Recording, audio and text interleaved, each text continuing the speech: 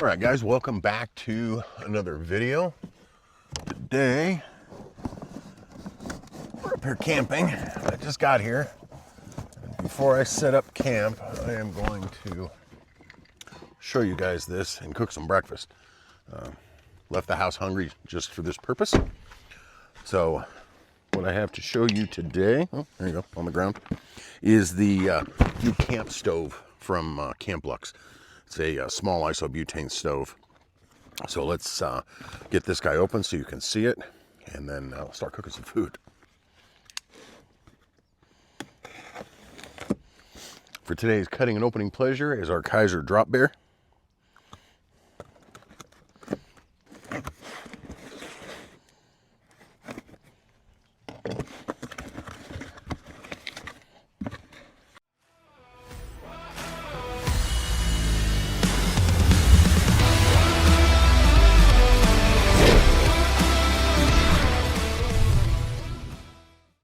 All right, so in the box we have a case. We have some instructions.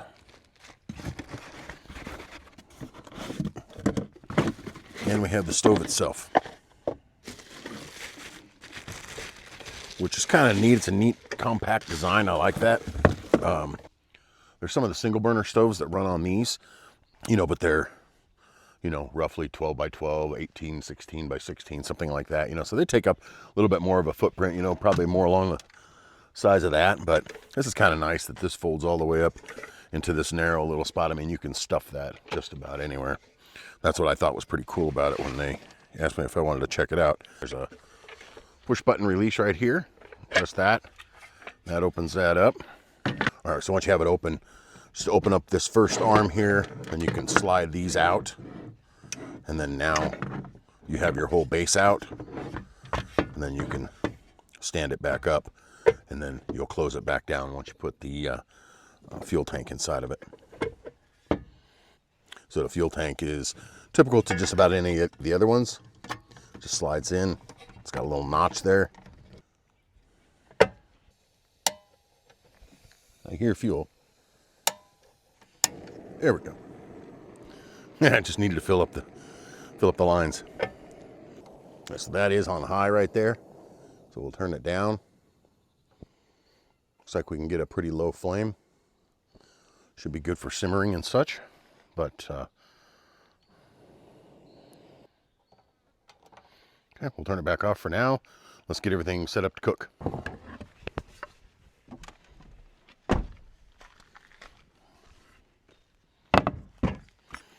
All right, so first thing we're gonna do is we're gonna fry up some potatoes on this. So we'll get our potato peeled. Let me get a pan. So I am noticing here, especially with this next to this, your pan size is gonna be limited. You're probably not gonna be able to put a big 14-inch skillet on here because it's gonna try and go over the top of this. And those are two different heights. You could probably open that up and deal with it that way if you wanted to. Not a problem. I just kind of like the idea of having the fuel can protected, especially, depending on what you're cooking. So we got our pan here. So we've got to get one of the handles on one of the legs oriented the correct way. Let's peel this potato. Get that done. I already washed the potato before we came up here. I'll just put all this in the trash.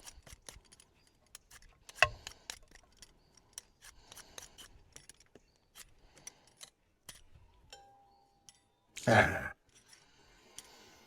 ding, right in the pan. Okay, so that's done. All right, we got our knife, got our trash bag here. So this cleaned up, and we'll dice that potato up. So I think in the meantime, we will get this oil getting hot.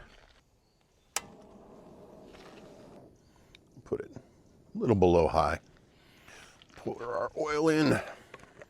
We only got one potato, so we're not going to need a ton, and the truck's not real level at the moment, so they're all going to be on this side of the pan anyway. Because we'll just kind of cube this. We'll do thirds here, tend to do now is just kind of spread them out, and then I'll do thirds again. And we'll try to do like 1/4 inch cuts, cut myself.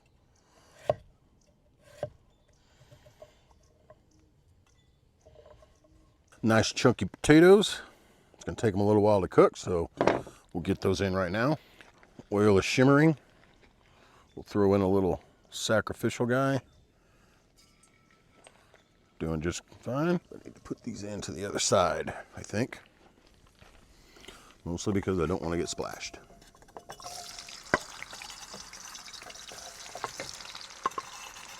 Splashing oil everywhere. I was hoping to avoid that as well, but no such luck.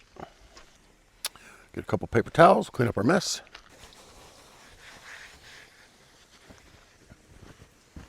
And we'll get some tongs. All right. We'll let the potatoes get to where they need to be. We'll get them out, we'll season them, and then we'll start working on the ham steak and the eggs and for our breakfast bowl. I think we got the temperature just about right. These are probably going to take a few minutes. It always takes a little longer at elevation, you know, to cook. Also, another thing to consider or note with these particular stoves, anytime you use isobutane at high elevations, it affects it. Not nearly as much as cold temperatures. You get into really cold temperatures down in the 20s, really anything below freezing, and these things are difficult to work. I know that I bring a particular stove based on what I know the current conditions are going to be. So if I'm camping up here in the snow, it's 8,000 feet. If I know it's going to be, 2 degrees, 5 degrees, 7 degrees, I always work with propane.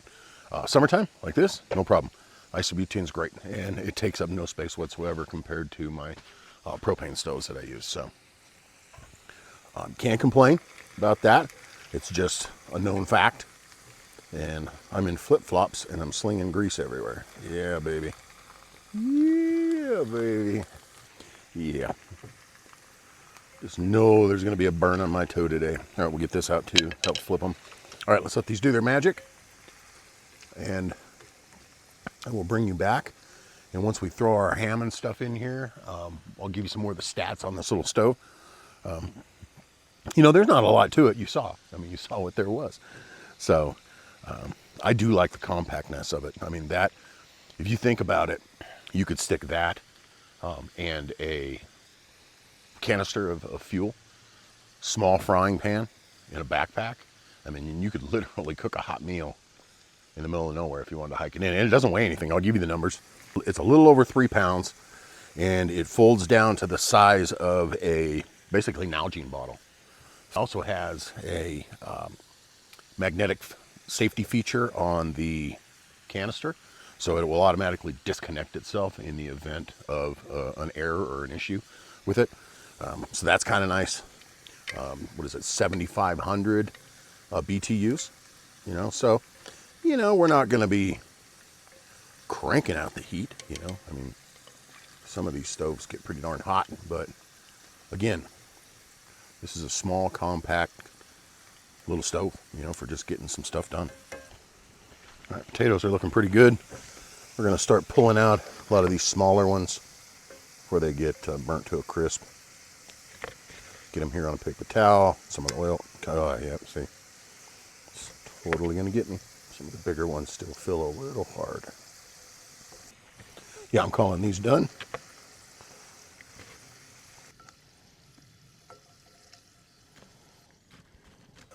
While they're hot is when you do all your seasoning. Lots of salt, if you like lots of salt. Pepper. You put it on before you cook them, and it just ends up in the oil, in my opinion. You end up with no flavors. So we'll put those off to the side. Put another plate over the top, try and keep them warm. We'll get our ham steak out, and we'll start cutting that up. Turn our stove off, we don't need it anymore. Until we get the ham steak cooked up, we'll have to get that oil out of there anyway. Yeah, so literally just grab that at the store. Right before I came up here, I didn't have any ham at the house. I was like, what? Closer. Cut this guy up.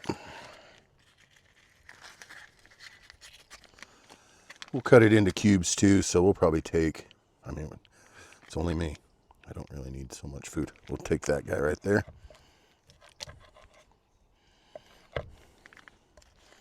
There should be more than enough. Put you off to the side. Don't think I need all this fat on here. Get rid of that. That. A little straggler there. Probably still be good.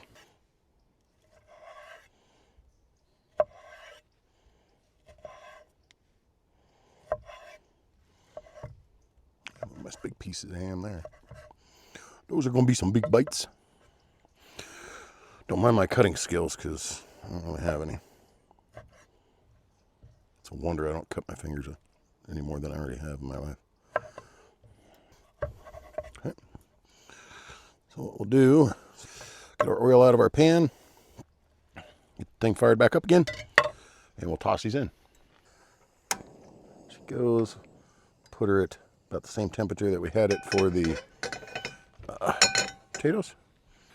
Slide our ham in. That pan's still nice and hot. We'll let those get nice and crispy, like bacon. They're going to be yum.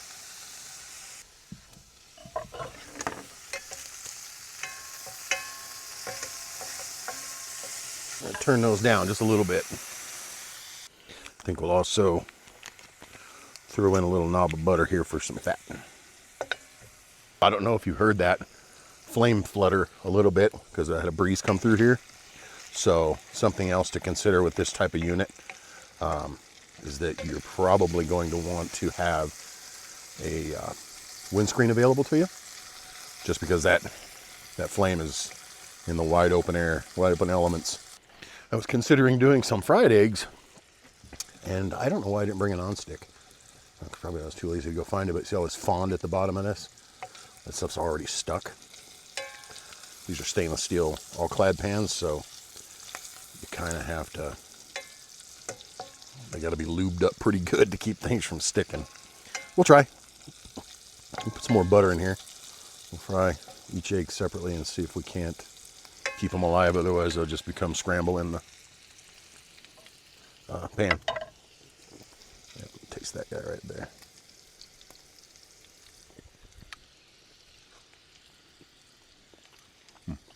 Hot, hot, hot. Ooh, lots of flavor. Nice and salty. All right, let's get these out.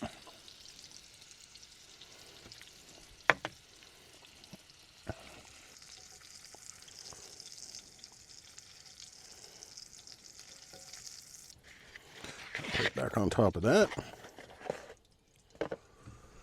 Cheers.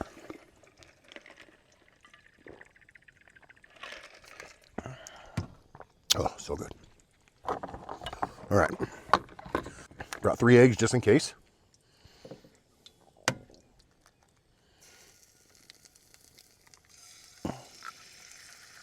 Just don't know that I have high hopes for it, but it'd be awesome if it works. Go ahead and salt and pepper it now. Lots of pepper.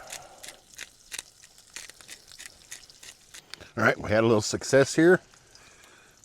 It's loose. So we may get a nice fried egg out of this. Guess we can try and baste it a little bit. Try and get the top to cook. All right, we got that one to move. Get some more butter in here. Another egg in here.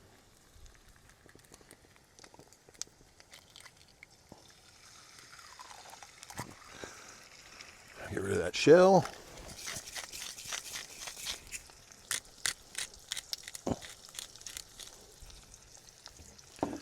And then we are going to carefully pull this egg out right here. Calling it done. Now I don't know how much Yolk will still be in there because it's been cooking pretty hot from the bottom, but we'll find out. I'm actually pretty impressed with the simmer control. Seems to keep a nice low, heat that we can work with here. She's sticking. No sticking. I got you. Okay. Yep. Yolk did break inside though, but it should stay in this little puddle. All right, we're gonna call this guy good.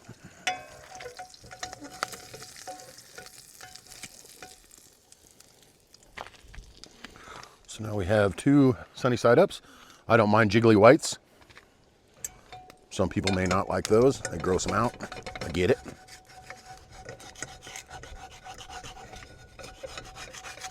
As long as there's not a baby chicken in there, I don't care. Or blood spots. Big old blood spots gross me out. So let's get rid of, I think, some of this. Just a little bit of just the chunky stuff. And then we're going to put our potatoes and ham back in here. Turn the heat up a little bit. And we're just going to toss these guys back in here just to warm them up. And put some cheese on them. How about that? A little bit of cheese on here.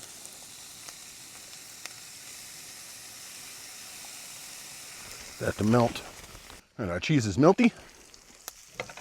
And we are going to, matter of fact, it's sticky.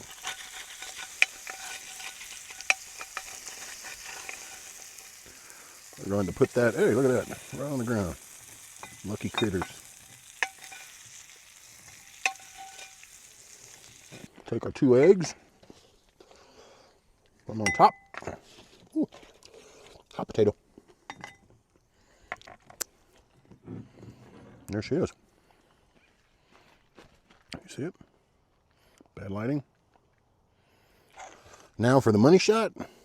Let's look at that. Yolk running everywhere. Yeah, baby. Perfect. Yeah, that's super good.